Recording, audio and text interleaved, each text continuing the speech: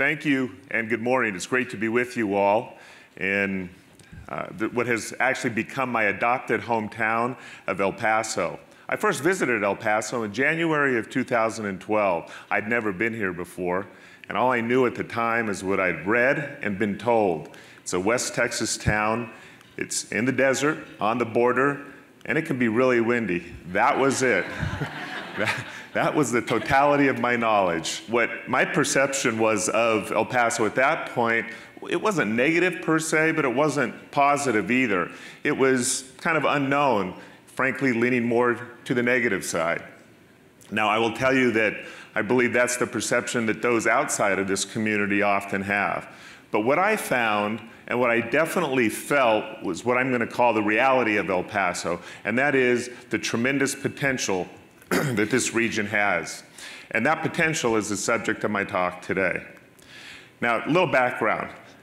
I'm a Californian, born and raised in a small town 2 hours north of the Bay Area, where I grew up on a ranch that my family owned and operated for 2 generations. Have you ever heard of Ukiah? Most people haven't. Oh, here's one that has. One of the reasons I really love this community is because I can actually spell El Paso. I ultimately settled in the Bay Area for college, met my wife, and that's where we decided we were going to live and raise our family. Now, this is despite what I'll call an addiction to the sports and entertainment business that developed over the course of time, and it's a business that often requires frequent relocation. Now, at this point, you may be asking yourself, what qualifications does this guy, this Californian, the worst kind, the Californian, have to tell me about my city? Well, it's a good question. The answer is, I think I can share a unique perspective after visiting and working here in this community for basically 6 years about what I thought in 2012 and what I see in 2017 in the future. Now, after working here for almost 6 years, what my experiences tell me is that this is a city on a spectacular rise. Now, my perspective is a little bit like that of the distant uncle who shows up after 5 years, walks in the house and says, wow, the kids have sure grown. It's a unique perspective, but the perspective of an outsider that those of you on the inside may be a little bit too close to recognize and may in fact take for granted. Well, El Paso has grown, and it's grown in many ways to the point where I believe it can become something very special. For the purpose of today's discussion, you can call it whatever fits for you. I'm going to refer to it as a city of distinction. And I'd like to share with you why I feel this way and how I see El Paso getting there. Now, as you might expect, I'm going to use the Chihuahuas as sort of to draw some analogies from. And our experiences, the things we've learned, and some of the principles we have applied, I believe can be helpful as we look at El Paso's future. In fact, the Chihuahuas just might serve as a microcosm or a small-scale model for what can be on a much larger scale in this community. Now, when I arrived here, I found a city on the cusp. Local philanthropists, business and civic leaders who had a vision, and that vision was to transform the community and especially the downtown, and in part to do so using a sports team, a new stadium, AAA baseball, to help build momentum for this transformation. Imagine that, a sports team and the American pastime could be part of this process. Now, simultaneously, as many of you recall, the city was contemplating and later approved by a margin of, I believe, 72%, a number of almost $500 million in bonds to support projects that would further this transformative process. It was clearly a compelling vision from my standpoint. Increase the quality of life, promote economic development, and as a result, become much more competitive as a region. Well, simultaneously, during that time, I was knee-deep, working with MountainStar Sports Group to buy a team and do all the things that you do to finance, design, build a new ballpark. and to create a new business, and we were all doing this from scratch. As you can imagine, time was flying by. Before we knew it, it was October 22nd, 2013, a day in our minds that will live in infamy, and I'll tell you why. We were gathered with 1,500 people in the Plaza Theater next door, virtually every member of the media from El Paso and many from Juarez, and we were there to hear the answer to the most sought-after secret in decades in El Paso: what is the name of this new baseball team?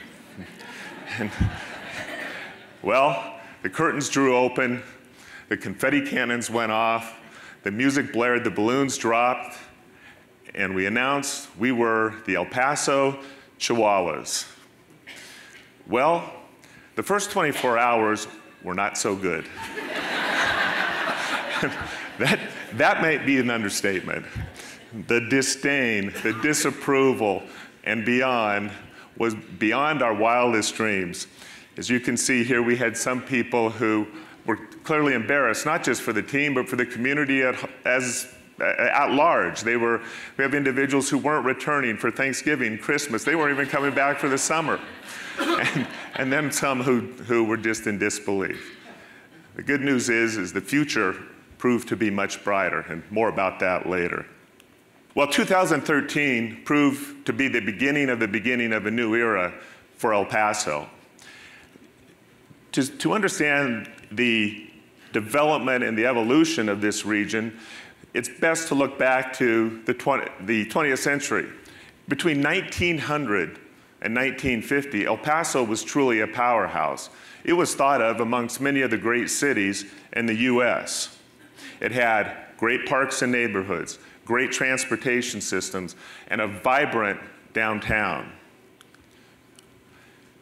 The region had a big vision. Median family income was 14% higher than the state average, 4% higher than even the national average. But in the second half of that century, that vision changed. The city began to focus on providing low-cost labor, primarily in the garment industry. The result? The vision disappeared, and along with it, those great parks, the community gathering places, the trains, the trolleys, the bus systems, all but went away. Downtown became a dilapidated area populated by many boarded up buildings. El Paso, during that era, El Paso was thinking small, very small. Other communities like Phoenix, Austin, Tucson were passing it by during that period of time. But in 2012, you could see that there was a turnaround going on relative to this decline. That El Paso had the potential to become something much more significant than it had been in its recent past. That once again, it could become a great city or a city of distinction, and ultimately become competitive on both the national stage and even potentially the global stage. Now, some of the fruits of the labor of the vision that was created during that period of time are being seen today. The business cycle index is up significantly. El Paso's employment growth is above its long-term average. And importantly, in the leisure and hospitality service sectors, there are key indicators that have become very positive. And that's especially important because quality of life is part of that new vision. And a busier downtown, a more vibrant area, more things to do is critical to improving that quality of life. And obviously, the leisure and hospitality sector play a big part. So what is a city of distinction? Now, if you ask urban designers, city planners, even psychologists about great cities, they will tell you that some of the attributes include communities that others admire, they look up to, they look to replicate. But from a very basic standpoint, a city of distinction has these attributes. It has the great parks and neighborhoods, the community gathering places. It has effective and varied transportation systems. And of course, the thriving and vibrant downtowns, which we're starting to experience here. It also has high standards in three other areas. In terms of education, a distinctive city seeks to ensure that a high percentage of high school graduates do in fact go on to 2- and 4-year postgraduate work, and then a higher than average percentage of those students graduate. It seeks to ensure that the median family income is once again above the national average, and that the quality of life, that is the cultural, the entertainment, and the sports scene, is on par with the top 20% of cities of equal size. Now, it's one thing to set these goals and to set these objectives, but it's another thing to actually accomplish them. Interestingly, we faced similar daunting challenges with the baseball team during our startup period. And one of the first things that we did was to establish some very high expectations, and then to establish a roadmap.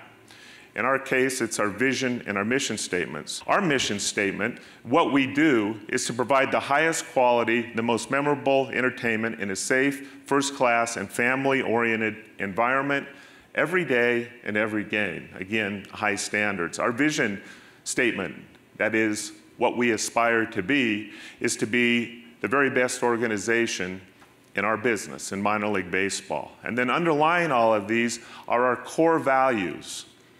These are the 6 items that support the vision, shape the culture, and reflect our organizational values. Now, our mission statement, vision statement, core values have worked for us. We've been very fortunate to have some significant success. Over the course of our now 4-year history, and we hope we're playing over the course of the next couple of days, we have set attendance records for minor league baseball in this community. We've been recognized on the national stage for the quality of El Paso's ballpark and the ballpark experience. And then importantly, we've become a part of the fabric of this community on a grassroots level. But underlying all of this, and we don't talk about these particular items often, but I thought it was important to talk about it here, what we call our 6 guiding lights. And these may be in a lot of ways more important than even the vision, mission, and mission statements and the core values. And as I go through these, think about El Paso as a city of distinction. The first is to set the bar high. And every day and everything that we do, we want to be the best that we can be. We get it. It's not always possible, but it's the standard and the expectation that matters. Second is attitude. Think of this almost as a naive optimism or a level of convenient obliviousness that allows you, when the inevitable obstacles and challenges come along, to eventually overcome them. Third is to ignore the naysayers. Every city has them. There's a rumor that El Paso may have more than its share of naysayers. Now think back to that October day in 2013. We obviously were getting some significant negative feedback. We stayed the course. We understood what direction we were going, but we also respectfully listened, because we knew that down the road, we want to do everything we can to embrace those folks and to make them part of the organization. It's important to be open to new ideas and to collaborate. At the end of the day, we get it. We don't have all the best ideas by any stretch of the imagination. Why not reach out, find those that are tried and true, perfect them in your own environment, and end up at a better place? Collaboration is key as well. In the context of our organization, we find that it results in a more bought-in staff because they take ownership. Same thing in a community. If citizens are heard, if they're part of the process, they're going to embrace the end result. Fifth is a fanatical attention to details. Now, most of you, I'm sure, have been to Disneyland. Have you ever wondered why Main Street in Disneyland is spotless? Well, the answer is Main Street in Disneyland is spotless because Main Street in Disneyland is spotless, right? It's a self-fulfilling prophecy. We endeavor never to have a piece of paper on our concourse or in our bathrooms. Clearly, an impossible expectation. However, it's that standard that matters, and it translates into every aspect of our business. And then finally, communicate the vision. It's one thing to have a vision, but it's another thing to communicate it.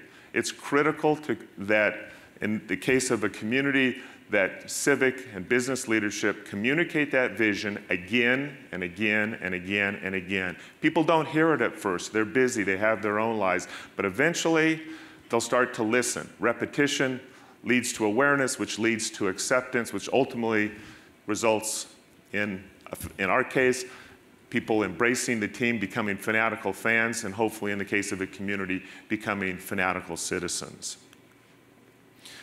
Well, let's harken back to the marvelous 24 hours in 2013. We were being lambasted far and wide regarding our choice.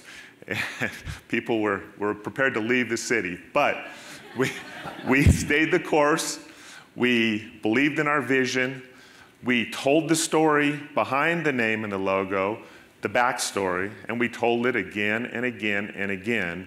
And what happened? The tide began to turn over the course of the next day or two. The comments turned to become much more positive, and ultimately we were having people who were seeking us out to wear Chihuahuas gear.